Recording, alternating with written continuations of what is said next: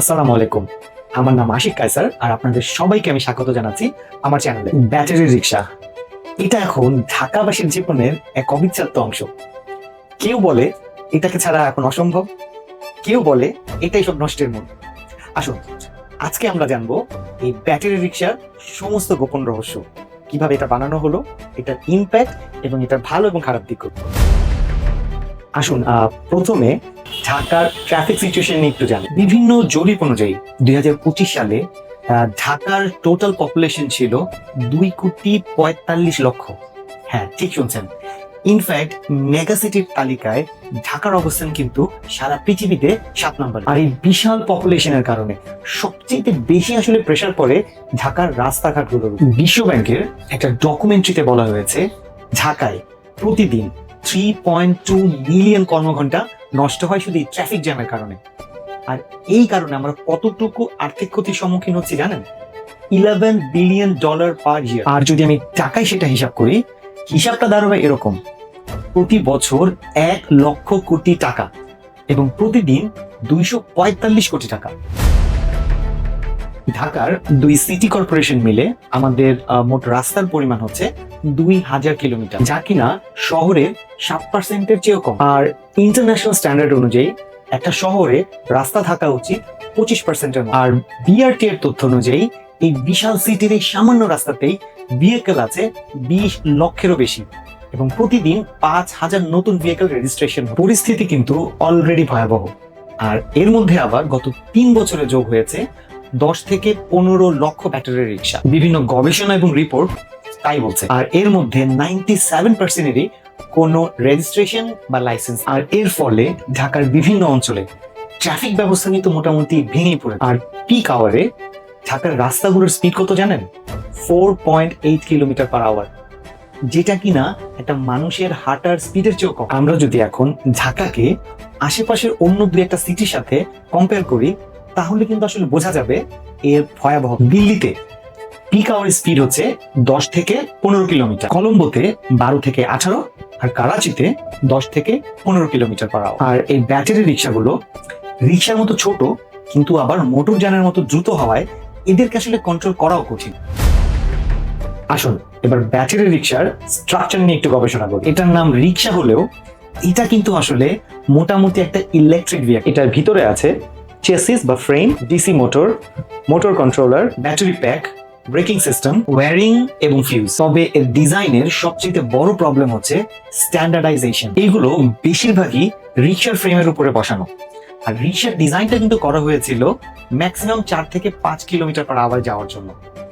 আর এই ভেহিকল গুলো কিন্তু অ্যাকচুয়ালি 30 কিলোমিটার পার আওয়ার পর্যন্ত যেতে পারে, যার ফলে এই ভেহিকল গুলোতে যে কোনো সময়ই দুর্ঘটনার সুযোগ থাকে। এই ভেহিকলের মোটর পাওয়ার অনুযায়ী এর ব্রেক কিন্তু অসম্ভব দুর্বল, ফলে যে কোনো সময় ব্রেক ফেল হওয়ারও সুযোগ থাকে। আর এই রিক্সাগুলো সাধারণত ছোট ছোট কারখানায় তৈরি হয় বলে এর স্ট্যান্ডার্ডাইজেশনটাও ঠিকমতো হয়। আর এর ব্রেক টেস্ট, লোড টেস্ট বা সেফটি চেক এগুলো তো কিছু করাই হয় না। ফলে এই রিক্সাগুলোতে যখন 4-5 জন একসাথে উঠে যায়, তখন এর চেসিস, সাসপেনশন এবং ব্রেক সবকিছুর ক্যাপাসিটির বাইরে চলে যায়। আর এর সামনে পিছনের ব্রেকে ব্যালেন্স না থাকায় এটা বৃষ্টি ভেজা রাস্তায় অথবা ভাঙা জায়গাতে স্কিড করতে পারে, এমনকি উল্টেও যেতে পারে। আর এর সার্কিট প্রোটেকশন না থাকায় যে কোনো সময় শর্ট সার্কিট হয়ে কিন্তু আগুন লেগে যেতে পারে।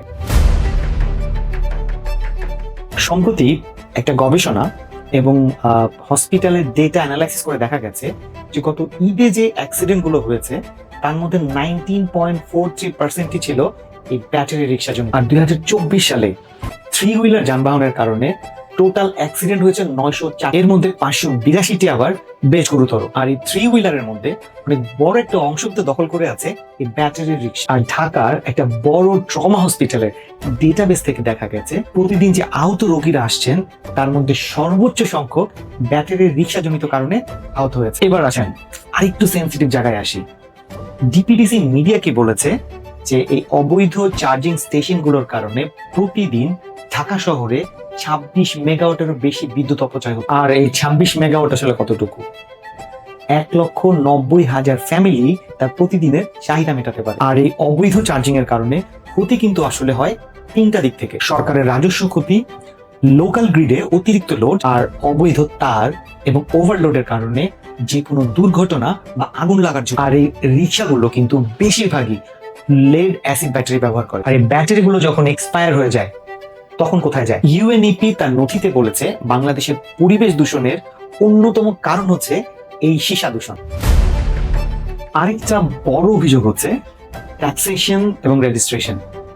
ঢাকায় যে ব্যাটারি রিক্সাগুলো আছে তার 97%-এরও বেশি কিন্তু কোনো রেজিস্ট্রেশন ছাড়া, এবং তারা ঢাকা নগরের মেইন রোডগুলো ব্যবহার করছে কোনো ধরনের ট্যাক্স পেমেন্ট না করে। আর যার ফলে রাস্তা ব্যবহারের খরচ, রোড মেইনটেনেন্স, ট্রাফিক সিস্টেমের খরচ, ট্রাফিক ম্যানেজমেন্ট, সিগন্যাল, এই সমস্ত খরচ গিয়ে পড়ছে সাধারণ মানুষের কাঁধে। এখানে কিছু আইনি জটিলতাও আছে। হাইকোর্ট থেকে প্রথমে এই ব্যাটারি রিক্সা বন্ধ নিয়ন্ত্রণের নির্দেশ দেওয়া হলেও পরবর্তীতে সুপ্রিম কোর্টের স্টে বা স্ট্যাটাস কোর কারণে মাঠ পর্যায়ে একটা বিভ্রান্তি তৈরি হয়েছে। এই ভেহিকলগুলোর কোনো রেজিস্ট্রেশন বা নেম প্লেট নেই। এই ভেহিকলগুলো কিন্তু আবার প্রত্যক্ষ বা পরোক্ষভাবেও ক্রিমিনাল অ্যাক্টিভিটিসকে কিছুটা এনহ্যান্স করছে। বুঝিয়ে বলছে, এই ভেহিকলগুলো হচ্ছে ছোট কিন্তু অসম্ভব দ্রুতগতির, আর এটাতে কোনো নেম প্লেট বা লাইসেন্স নেই, যার ফলে এটা মোটামুটি আনট্রেসেবল। আর এটাকে ব্যবহার করছে ক্রিমিনালরা, হয়তো কোনো ক্রাইম করার জন্য অথবা ক্রাইম করে পালিয়ে যাওয়ার জন্য। ইনফ্যাক্ট নিউজ চ্যানেলগুলোর যে ক্রাইম ভিডিওগুলো আছে সেগুলোতে আমরা অনেক জায়গাতেই দেখেছি এই অপরাধীরা ব্যাটারি রিক্সা ব্যবহার করে পালিয়ে যাচ্ছে অথবা কোনো অপরাধ সংগঠনের চেষ্টা করছে। ইনফ্যাক্ট অনেক প্রাইভেট কার ওনাররা কিন্তু এখন বলছেন এরা যদি ট্যাক্স না দিয়ে মেইন রোডে গাড়ি চালাতে পারে তাহলে আমরা কেন ট্যাক্স দিব। কিছুটা হলেও লজিক আছে অবশ্য। অনেক হয়তো বলবেন যে আমি শুধু বদনামি তো করে গেলাম, এর ফলে তো অনেক এমপ্লয়মেন্টও তৈরি হচ্ছে। হ্যাঁ, এটা সঠিক, লক্ষ লক্ষ মানুষের এমপ্লয়মেন্টের একটা সুযোগ তৈরি হচ্ছে এখানে। কিন্তু এর ফলে আসলে দেশ কি পাচ্ছে? ঢাকায় পার স্কোয়ার কিলোমিটারে এই মুহূর্তে কতজন থাকে জানেন? 45 থেকে 50,000 মানুষ, এবং এটা হচ্ছে সারা পৃথিবীর টপ 3 সিটির মধ্যে একটা। আর এই পরিস্থিতিতে আরো লক্ষ লক্ষ অদক্ষ মানুষের ভার এই শহর আর কতটুকু নিতে পারবে বলে আপনি মনে করেন? শুধু তাই না, এটা কিন্তু আসলে একটা লো প্রোডাক্টিভিটি ইনফর্মাল সেক্টরও তৈরি করছে, যেখানে আয় আছে কিন্তু কোনো উন্নয়ন নেই, যার ফলে এটা দেশের জিডিপি বা উন্নয়নে কোনো পজিটিভ ইম্প্যাক্ট রাখতে পারছে না। বরঞ্চ এই ট্রাফিক জ্যামের কারণে প্রতিদিন হাজার লক্ষ কোটি টাকার ক্ষতি, প্রতিদিন একটা বিশাল অংশের বিদ্যুতের অপচয়, সরকারের রাজস্ব আয়ের ক্ষতি, ক্রিমিনাল অ্যাক্টিভিটিসের সাপোর্ট, এগুলো কিন্তু আমাদের জন্য ভালো কিছু বয়ে আনছে কিনা সেটা একটা চিন্তার বিষয়। আচ্ছা, এতক্ষণ তো শুধু সমস্যা নিয়ে কথা বললাম, তবে এর সমাধানটা কি হতে পারে? প্রথমেই এর একটা স্ট্যান্ডার্ড ডিজাইন তৈরি করতে হবে এবং বুয়েট বা কোনো সংস্থার মাধ্যমে স্ট্যান্ডার্ড ফিটনেস সার্টিফিকেশন থাকতে হবে। আর এর ফলে কিন্তু দুর্ঘটনা অনেকাংশে কমিয়ে আনা সম্ভব। রুট পারমিশনের ব্যবস্থা করা উচিত, মানে হচ্ছে এটা শুধুমাত্র গলি বা লোকাল রোডে চলতে পারবে, মেইন রোডে অবশ্যই না। এর রেজিস্ট্রেশন এবং আইডেন্টিফাইবল নাম্বারের ব্যবস্থা করতে হবে।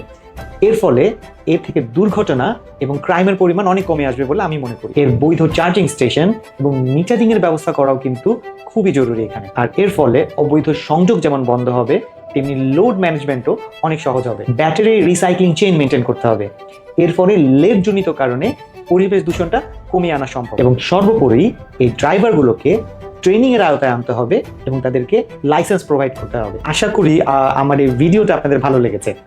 যদি ভালো লেগে থাকে তাহলে সাবস্ক্রাইব করে সাথে থাকার অনুরোধ থাকলো। সবাই ভালো থাকবেন। আল্লাহ হাফেজ।